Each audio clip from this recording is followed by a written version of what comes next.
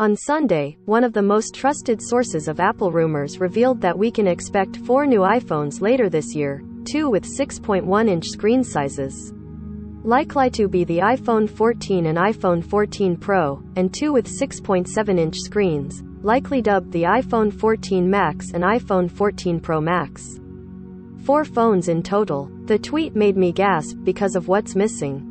There's nothing even close to the 5.4-inch screen size of my beloved iPhone mini. I know, many people prefer big screens, and the iPhone mini wasn't exactly a success according to supply chain reports. But that didn't keep me and 11 other Verge staffers from buying one, and when I polled my colleagues this week, 7 of us still agree that the rest of the world 2 big phones can shove it.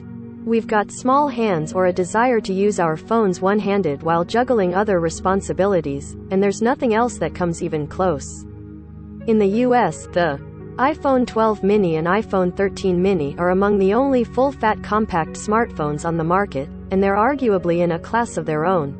Rivals like the Sony Xperia 5 III are much taller, and while a Samsung Galaxy Z Flip 3 might fold down to fit into a pocket, it's still notably wider than the iPhone mini's blissfully graspable form. Also, both of those phones start at $1,000 and run Android, though that wouldn't stop all of us.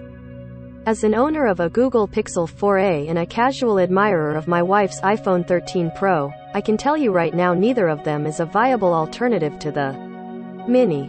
Their 5.8 and 6.1-inch screens now feel huge by comparison, and the Pro's hefty steel build always makes me feel like I'm going to drop it, too. Despite the iPhone mini's iffy battery life, a significant number of us here at The Verge believe there's no better option. But if analyst Ming-Chi Kuo's prediction is true, and he's rarely wrong when it comes to sizes, by the way, it means Apple is done offering a yearly upgrade path for people like us. But there's another place where small phone lovers at The Verge agree. It doesn't need to be yearly. We could wait. And that might line up nicely with the other revelation that Kuo tweeted this week. Normally, when you buy the new iPhone, you get the new A series chip, right?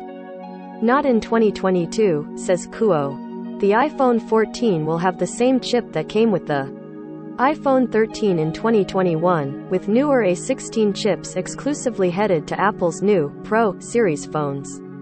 If true, that means Apple was already planning to change its annual upgrade cycle in 2022, and that might give it a natural opportunity to bring back the Mini when it might actually count. If Apple offered a Mini in 2023 instead of 2022, perhaps it would be in time for a new, more efficient processor that could theoretically help with its battery life. Apple's previous solution was to make the iPhone 13 mini's battery 9% bigger than the iPhone 12 mini's pack, which definitely helped. Please take these ideas you probably already thought of instead of killing our fav phone? Or Apple could bring it back in 2024 as a new iPhone SE.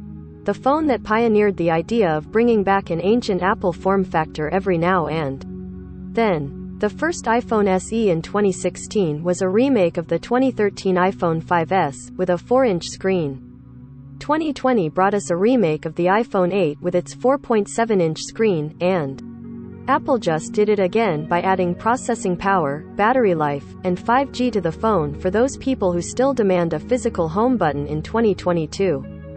But in our review of the 2022 iPhone SE, Allison concluded that its 5-year-old design is probably at the end of its rope, particularly its aging LCD screen with big bezels. That's where I'm hoping the iPhone mini can come in. At 5.4 inches, the iPhone mini offers far more screen in a smaller form factor that I find much more comfortable to hold. Related, Apple's new iPhone SE is a modern phone stuck in yesterday's design. Apple's new strategy is to give, not tell, users what they want.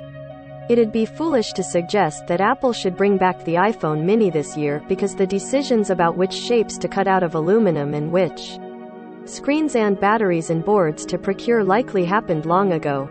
That's probably why we still got an iPhone 13 mini long after reports that the iPhone 12 mini didn't sell. So Apple, we're not asking you to bring it back in 2022. Our phones will hold out for another year or two or more, some Verge mini enthusiasts admitted. They didn't upgrade all that often, as long as their batteries don't dwindle down prematurely. We're just asking you, in the new spirit of giving your customers what they want, not to kill it off for good.